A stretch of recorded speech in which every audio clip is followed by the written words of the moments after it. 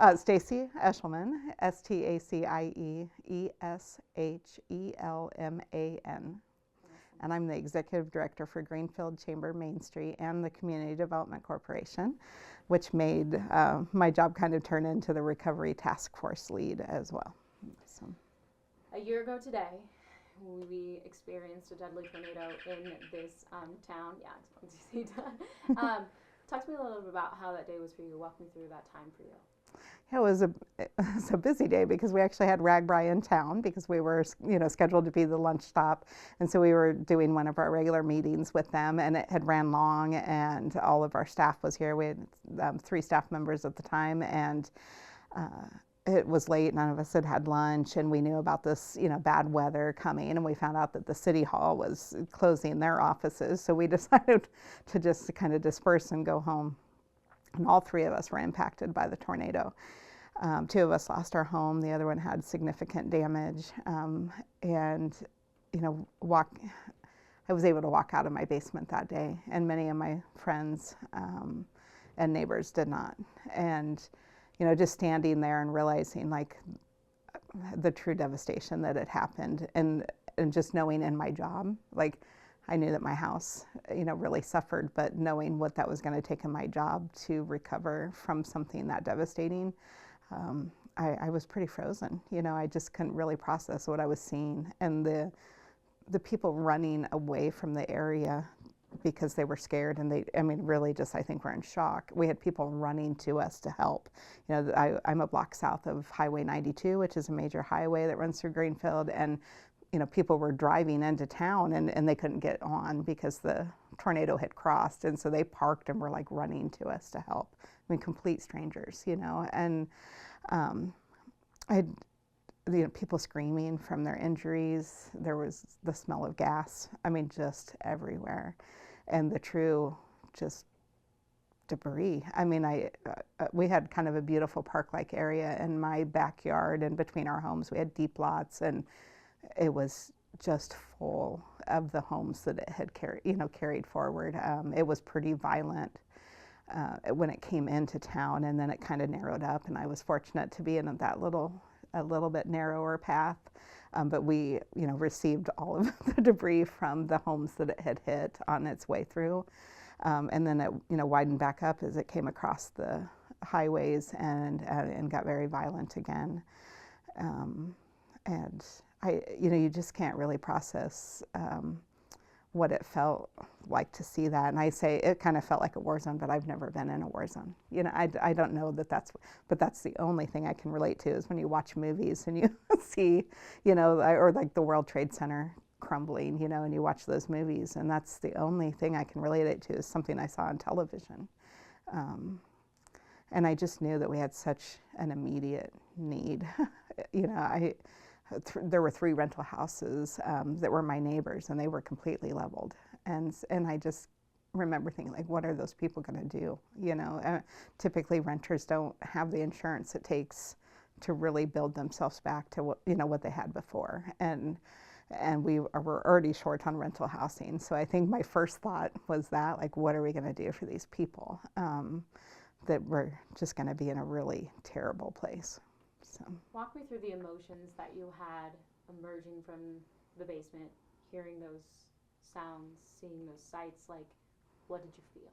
Yeah, well, in the basement, we have partial walkout, so we had a great picture window that we were kind of watching, and all of a sudden the trees just, they were blowing in heavy wind, and it significantly changed. They were basically smacking the ground and then smacking the other side of the ground, and you would just think a tree would maybe snap, and that's it. And I never. And I looked at my daughters, and I said, we need more protection than the living room of our basement. So we got under the stairway, and I could not even get the door pulled shut. My other daughter had to help me, and my older daughter had her grandson, and she crouched down and kind of covered his head, which now we've learned you should put them in a car seat so that you can essentially flip them over, and the car seat will protect. Just the shattering of, and the one thing that I've talked to some other people about is the sort of unworldly suction that you feel deep in your body from that magnitude of a tornado or wind pressure, and the rumble that feels like it's coming from so deep in the earth. Like that is something that I will never be able to truly explain what that felt like. It was just, like I said, almost unworldly. It was so deep in your core. And then, it went through in like a minute, and then it was done. And I came out to kind of check things out before the rest of my family came out, and walked up the steps. And I honestly, I thought that we had a little damage. I had a vaulted ceiling, and some of that had fell in, and I went out to the front door, and my screen was, essentially wedged open because of debris and the, torque that it got. My garage was completely gone, but I didn't even notice. So I went back downstairs, and I told my girls it was okay to come up, and we walked out, and they were both like, the garage is gone. And my brain didn't even process that. Sometimes if I would go home for a short time, I would park in the driveway instead of in the garage. So my car was sitting there, it had moved, but it was sitting there. Their cars were in the driveway and were clear off in our yard. And I remember talking to my mom, like maybe an hour or so after it happened, like, my deck is completely fine. Like, how is my back deck completely fine? It was not completely fine, but I think because it wasn't as damaged as other things, that it seemed like it was okay. But like a railing was gone. All of the posts that it sat on were like sheared, and so they were like sitting off of each other. So if somebody would have walked out on it, it definitely wouldn't have been fine. But it's just weird how your brain sort of tries to process, like, we're okay here, like it's not as bad. And I remember my sister got there just to get, try to get my grandson out, and she just kept saying, like, what are we going to do? And I'm like, I can't even grasp what has happened, let alone think about, And then when I started looking around more, I just thought, what are we going to do for these people that have lost literally everything? I mean, I was able to salvage a few things out of my home. But I don't know. It's hard to put into words. So. This is a little bit of a deep question here, but was there any point in which you thought you were going to die? I don't think I had time to really process that. I remembered kind of thinking, like, what do we need to do to protect my grandson, and I'd always heard that, like, a stairway is a pretty strong structure in your house, and that's why we went under the stairway. I mean, there were some people that were under their stairway and it was, ripped away. And there were people buried in their basement and sucked out of their basement. And I actually had more damage to my home once I fully started looking at it than I realized. Like, my entire east side was pretty much gone, but my brain, just wasn't processing the full destruction. And I mean, because there was a time where I'm like, I could probably, like, fix this.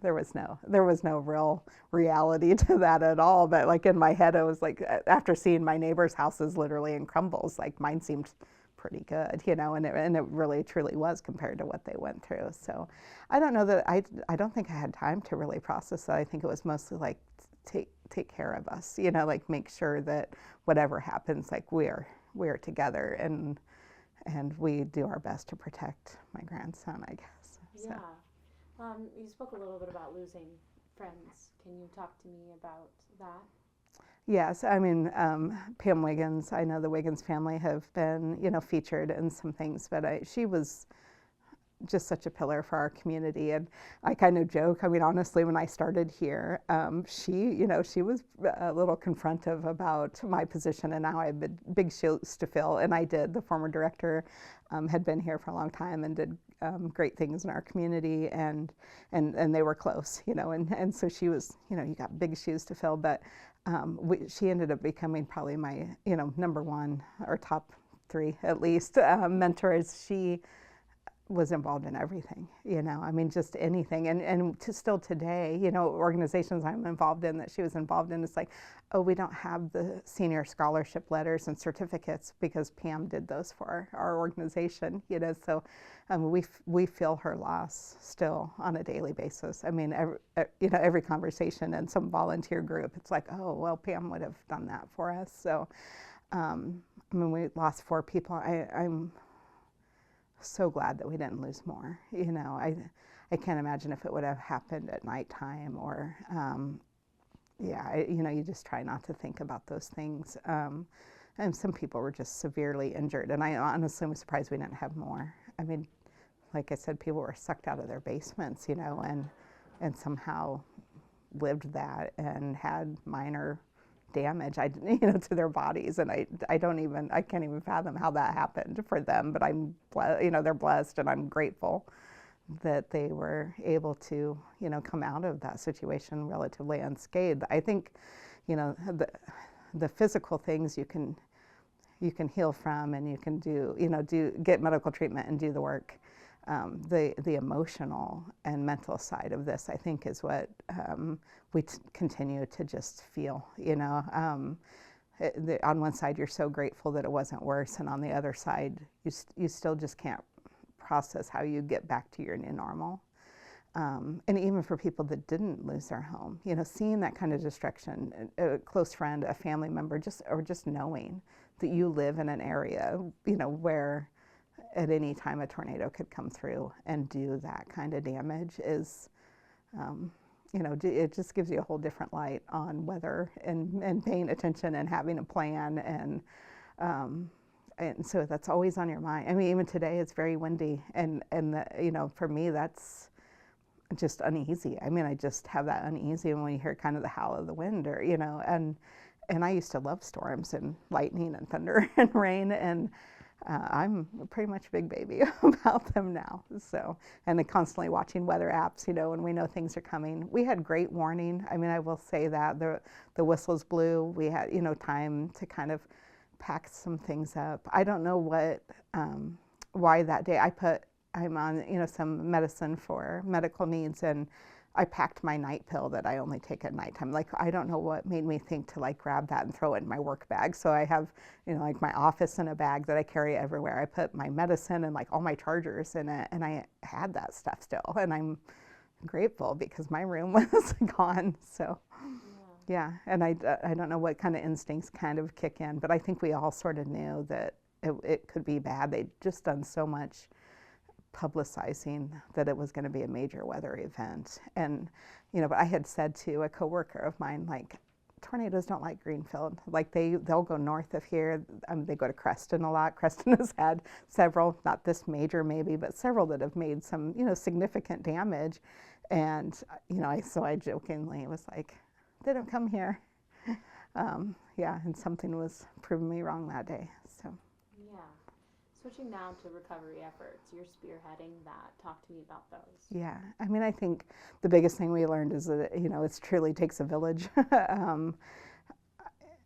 It's constantly trying to have the pulse on what people need and finding what resources you can actually offer. And so we chased a lot of rabbit holes. I mean, trying to come up with temporary housing or housing options, or and so it was just a lot of process and discovery and backtracking and relearning and trying a new tactic.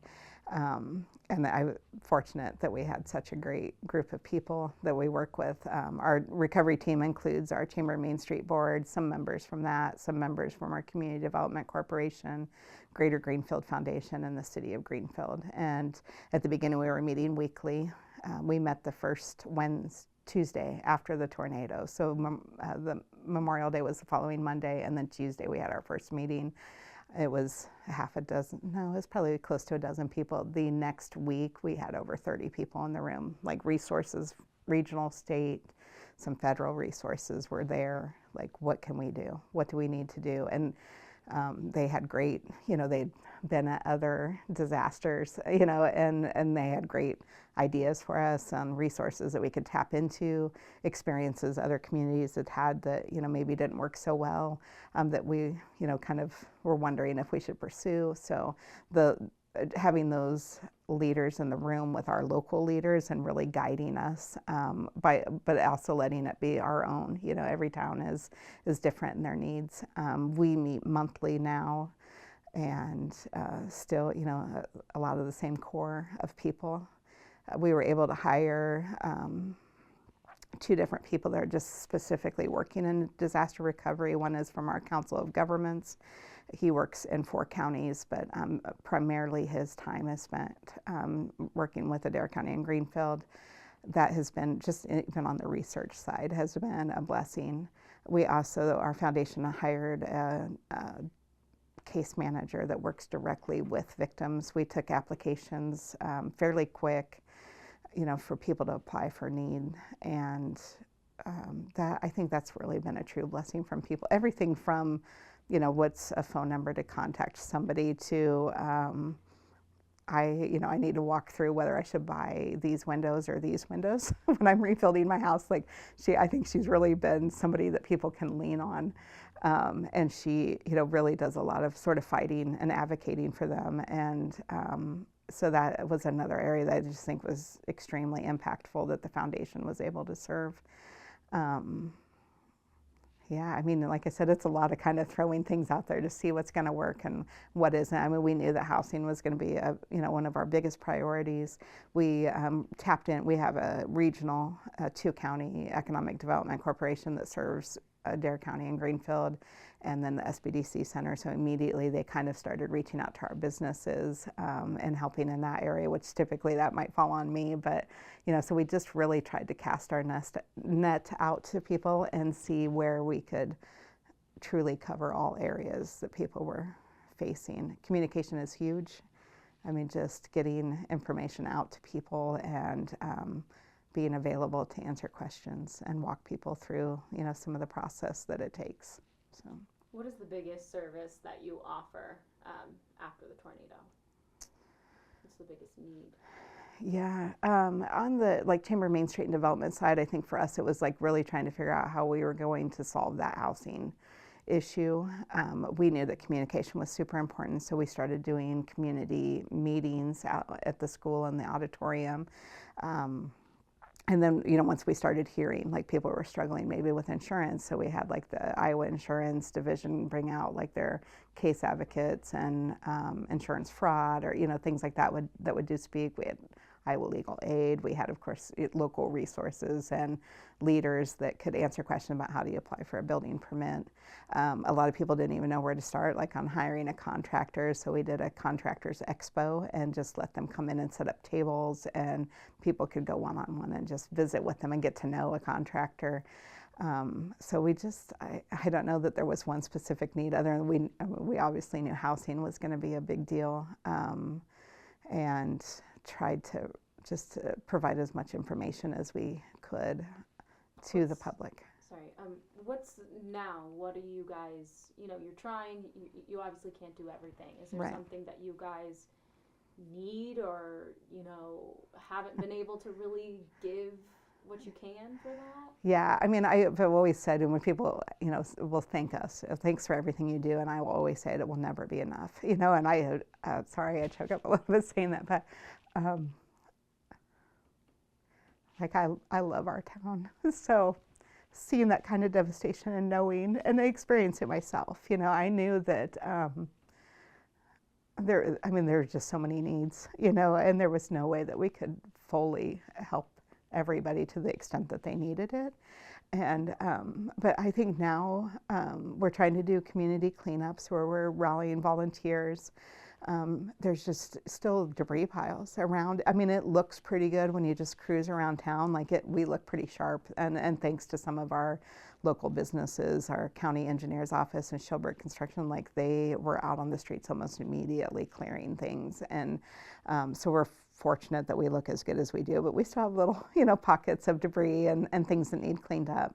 We have a fair amount, we're very tree canopied here. We have a fair amount of private trees and private properties that have maybe dangerous hanging limbs, or their tree needs to be just removed, and they just don't have the resources to do it right now. So we're hoping that we can maybe recruit some, tree trimmers, because that takes specialized equipment, to get up as high as they need to be, or run chainsaws. I jokingly said, men, if a man has a chainsaw, he'll want to run it. So I think if we just put out bring your chainsaw, we're rallying up chainsaws. But I mean, then you have to try to get them up into the areas that they need to be in to bring, a bigger tree down. So that's more specialized. And so if we could try to get some help in that, and I don't know if that's, a matter of trying to utilize some funding to help people. But, it's, no matter how much insurance you had, I think it would be rare to find somebody that said they had all the insurance they needed to build back, to what they had before. And then there's just almost everybody has some sort of gap. We had a fair, I keep saying fair amount, but we had a lot of people that they had no mortgage anymore. They didn't have a car payment, and now they have a vehicle payment. They have a mortgage. It's just really changing people's lives and how they used to live on a daily basis. And the mental load of that has been a lot for people. And there's a lot of stigma around mental health and asking for help. And I think some of that's just also being a Midwesterner. We're like, we got it, we're good, we're fine. Move along, we're okay here. And I think generally we all feel pretty blessed to be where we're at. But I think we have a lot of, deep, sad, dark moments sometimes, and I mean, sometimes I'm mad, I'm mad about what happened, and not only for myself, but for our town to have to be dealing with this. And if obviously we can be sad and teary still, and like this, it seems like the longest year of my life, and at the same time, it seems like it just happened, and I think sometimes that's kind of a normal thing to process when you go through something so traumatic. But I think there's a lot of us at that same, place that we just, we're just doing what we can to make it through the day, and knowing that some days will be better than others. And I think that we just really want to be mindful of that for people. If somebody's a little grumpy today, it's probably because they're having one of those low days, and the more we can do to just bring people together and remind them, like, it was the connections to this community that you had and the other people in it that you were living here in the first place, and I think that, you just got to know your neighbors so much more than you did before, and how much your community cares, and sometimes you just have to hold on to that to get through. So. Yeah. What do you think for the future of Greenfield? I mean, you guys are putting the pieces back together, but what do you think you can be? Yeah, I mean, well, I, of course, in my job maybe, but I had moved back from New Mexico, and I had family here and chose to move back to this area. And there were times that I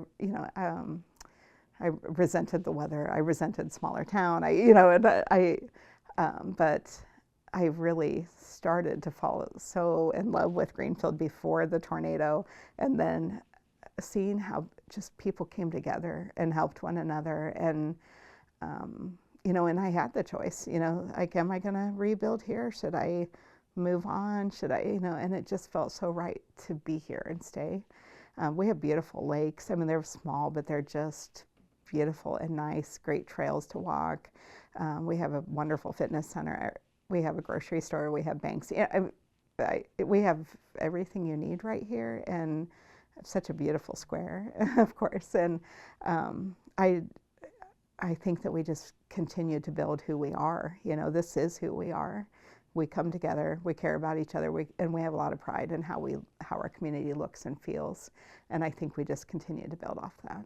So it's not really changing who we are, it's remembering who we are and building on it. So yeah. Is there anything I'm missing? The only thing that came to mind, and the answer's probably obvious, but just to hear from you, was you experiencing the loss that you did that help you to help others? Yeah, so I do think, going through that, it gave me empathy that maybe some of our team that didn't truly experience it just didn't have for what people had went through. And I, constantly would remind people, on our team, because their hearts were in the right place, but they didn't always truly get, how much despair there was around this tragedy that, just really wiped people clean from everything they knew. And so I think that it helped, and in that empathy and just knowing like that this has been super tough. And it's been, like I said, sometimes you're mad, sometimes you're sad, sometimes you feel like blessed, you know, that you made it through it. But I also think, you know, like I started the first community meeting and I said, you know, I lost my house on May 21st, but I will never say that I know what you went through in that, you know, because it just, there were so many factors of, you know, where you were at, what you were doing, what happened to your property.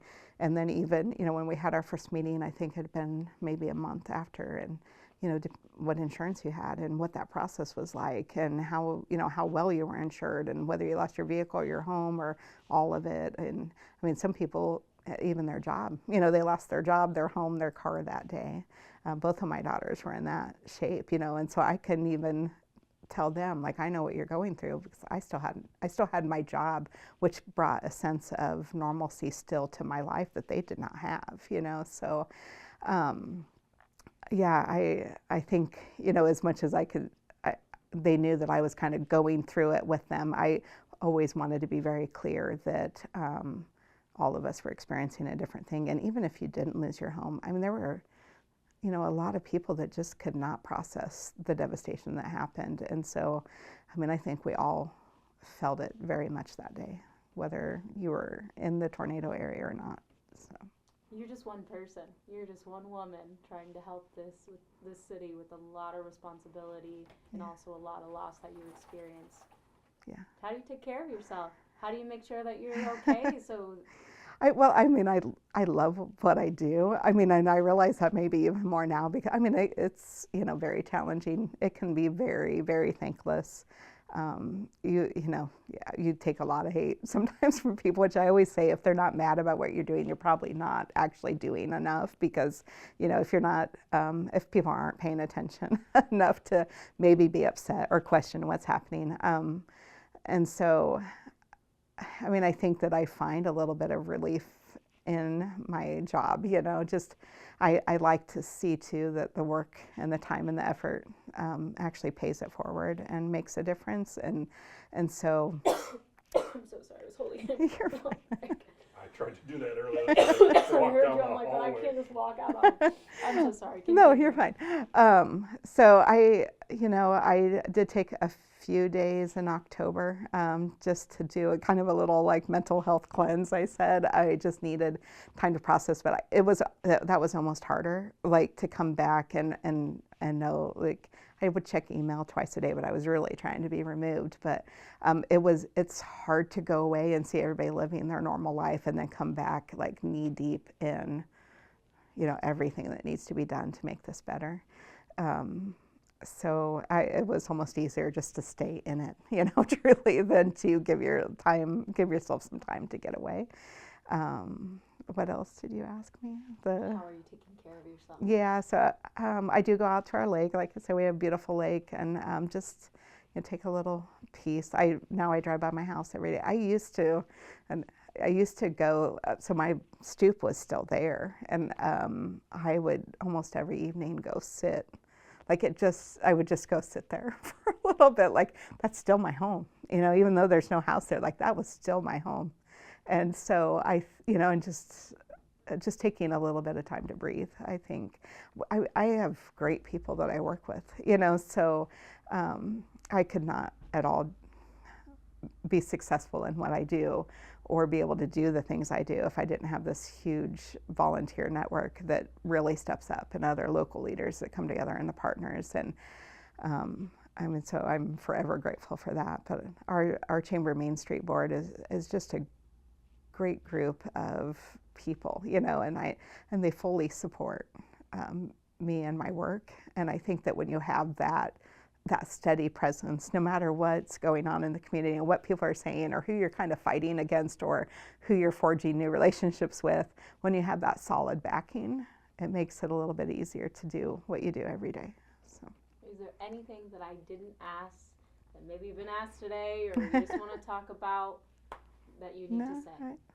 I got one more thing, and I could talk to you all day. Yeah, literally, I'm like, I'm tucked in.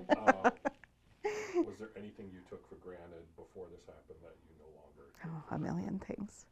Yeah, so I think for one, when you lose everything, you realize real fast.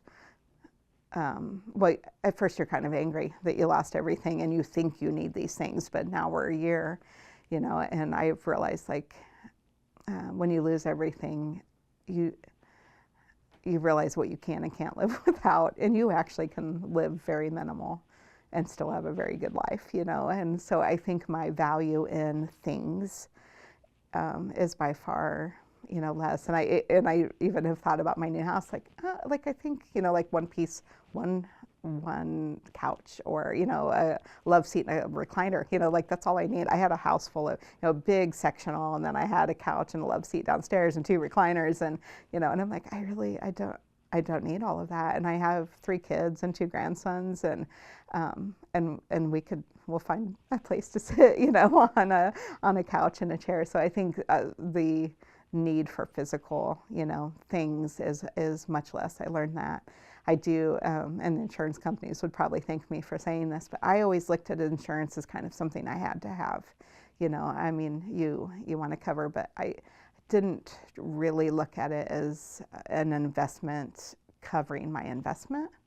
And so I think that would be one, as much as it can be painful sometimes to pay that monthly bill, and I know, or annual, or however you choose to pay, I think that sometimes, we just kind of like, well, I have to cover, I have to have it, and I'm going to set my limits kind of low, and I'm going to set my deductible low, or, and now that's harder to do by far with all of our natural disasters. But I think that I have learned now that you're really protecting an investment. So just like you might put money in a bank because it's FDIC insured, you're going to insure your assets. And I will definitely do that a little different. I was like 90,000 short in my content. So definitely feeling that. So, yeah. So I would say those are the 2 things I learned. And communication. Anytime, that you go through anything, like the more you can try to communicate and get information out to the public, the better.